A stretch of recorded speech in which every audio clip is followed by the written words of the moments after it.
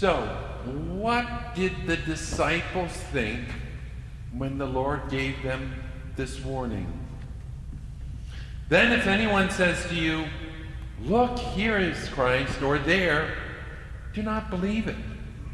For false Christs and false prophets will arise and show signs and wonders so as to deceive, if possible, even the elect. We live in a world that shows us all too often that people disagree about so many fundamental things.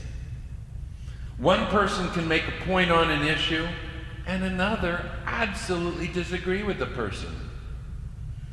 The challenge for us is that what we believe to be reliable information can be a basis of important decision making. Feeling confident in one's decisions can be hard when there are so many conflicting ideas calling us to believe them. Similar challenge faced the early Christians and continuing on. So the Lord warned his disciples not to be led astray by people who would claim to speak in his name. Such people may claim they're leading to what is right and good, but in reality be leading away from the Lord and a good life. They may be leading away from a genuine understanding of what is true. They may be leading away from a life of love, of charity, of wise kindness. Now, we might think that knowing the difference between truth and falsity should be clear and easy. We could think, if it's ideas that the Lord taught us, they must be true. But we're encouraged to recognize that there are ideas taken from divine revelation that have the Lord within them, and ones that don't have the Lord within them. So we're taught. Truths do not have the Lord within them, which are taken from the Word, in particular from the sense of the letter there, and interpreted in favor of personal dominion and personal gain. In themselves, these are truths because they come from the Word, yet they're not truths because they're interpreted wrongly and thereby perverted. The words of our text speaking about false Christs and false prophets are exactly this kind of perversion of things from the Word.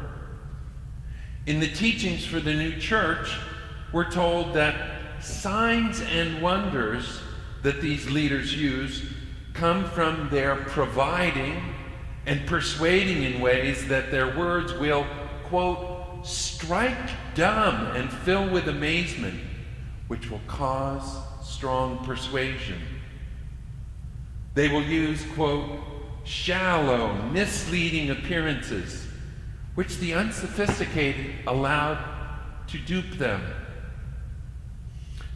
How can we know what is true and good when we recognize that ideas are in conflict with each other?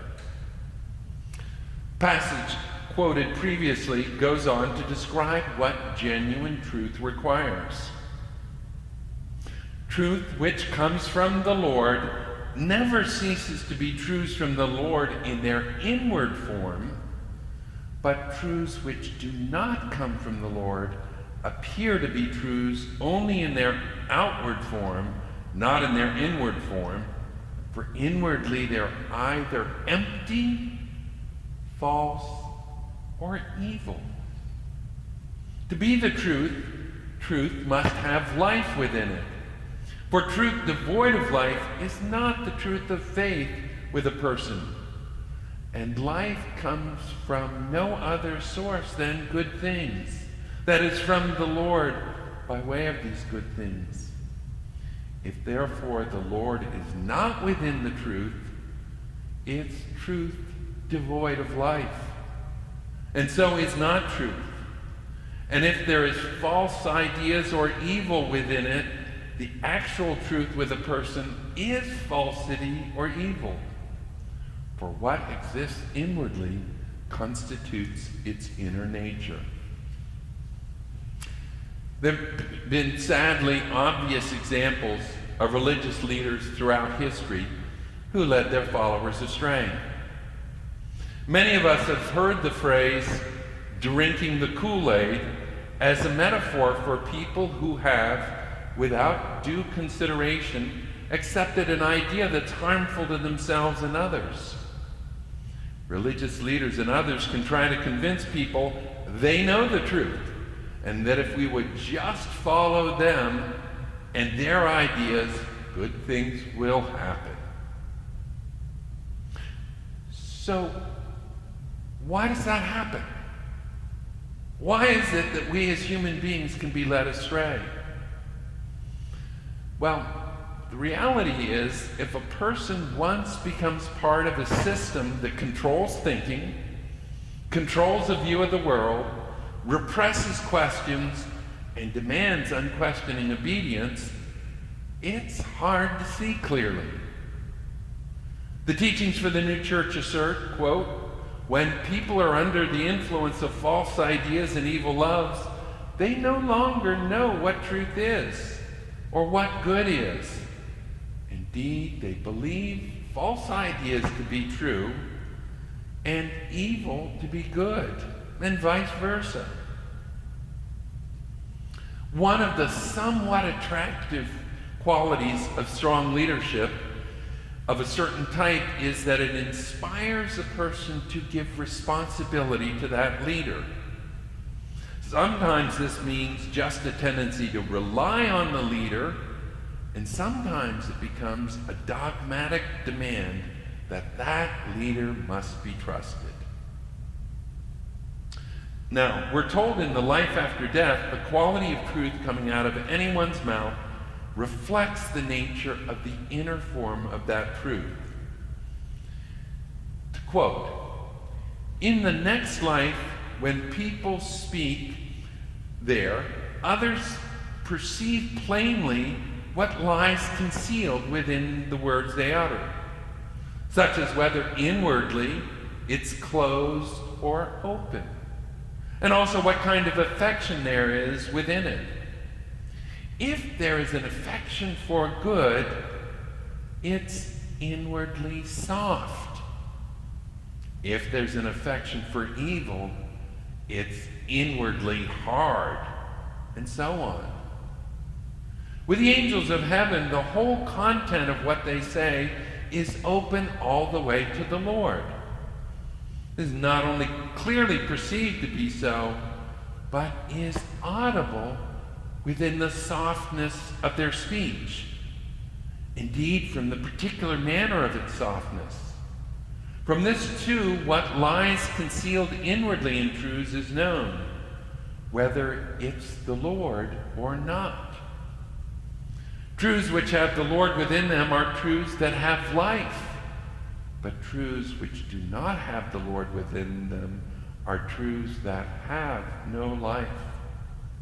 Those which have life are truths of faith grounded in love to the Lord and charity towards the neighbor.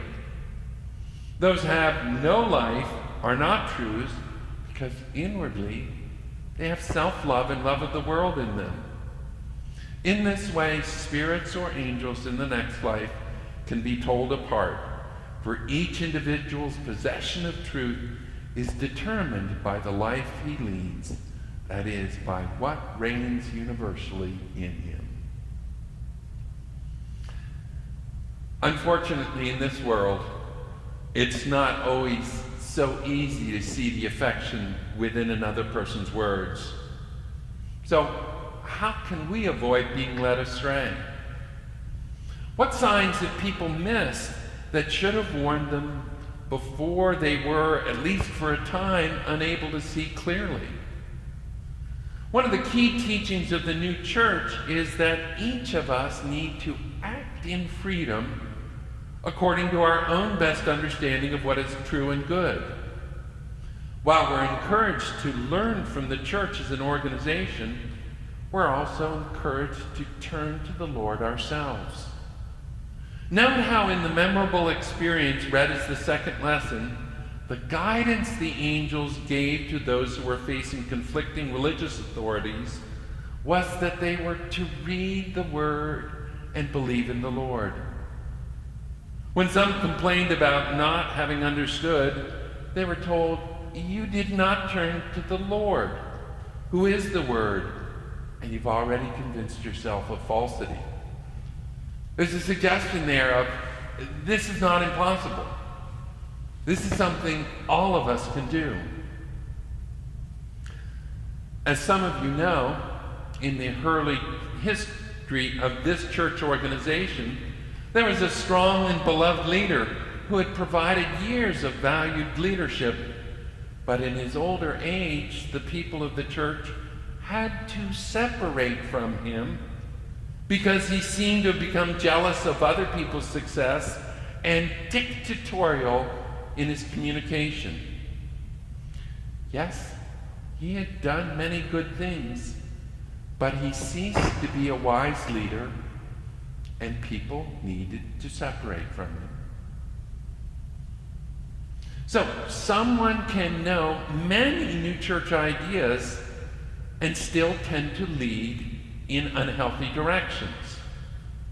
So, for example, the Lord calls us to have a wise marriage of mercy and compassion, never separated from the value of order and judgment. People can selectively focus on the doctrines about mercy and compassion such that they minimize conflicts and try to have everything be matters of sweetness and light. Perhaps you could picture a church that tried to minimize any doctrinal differences between them and other churches in the name of mutual cooperation and friendship. To the extent that key concepts of the new church get omitted, or so under-referenced, truly disorderly things can be tolerated and people can be harmed. On the other hand, people can so emphasize order and judgment that they become rigid and intolerant of those who may genuinely see things differently. Particularly if this is combined with a tendency to insist on correct behavior in others, it can be a form of love of dominion. Notice how in the following passage there seems to be what could be called a good motive at the beginning of this dominion. The church consisting of those who by means of the holy things of the church strive to gain dominion over the whole world, and this by dominion over the souls of people, is very different in its beginning from what it becomes in process of time. In the beginning, they are, as it were, in zeal for the Lord, for the Word, for love and faith, and especially for the salvation of people. But within that zeal, the fire of domineering lies hidden. And in process of time, as dominion increases, this breaks forth. And so far as it comes into act, the holy things of the church being the means, and dominion the end in itself. So, from a state of mind that feels like it has zeal for the Lord, for His Word, for love and faith, and especially the salvation of others, it can slip into a dangerous form of dominion. Following the need to separate from the bishop that I referred to had become dictatorial, the next bishop emphasized the idea of being firm in internals and yielding in externals. A number of our bishops have been clearly recognized for believing that a key part of their work is protecting the freedom of the church. Another area of new church thought that calls for a balance of ideas relates to how much we rely on the Lord to be guiding us and how much we are consciously making choices ourselves. Go too far in one direction, and we can become irresponsible expecting the Lord to make everything right no matter what we do. Go too far in the other direction, and we take too much responsibility on ourselves and deny the Lord's proper role. Yes, we want to pay attention to the welfare of all the uses the Lord has placed before us. And we can also remember, unless the Lord builds the house, they labor in vain who build it. Unless the Lord guards the city, the watchman stays awake in vain. So, each of us will face the temptation warned against in Matthew about the dangers of false Christs and false prophets. False Christs represent false ideas about salvation, the Lord, the life of religion. And false prophets are people who teach these ideas.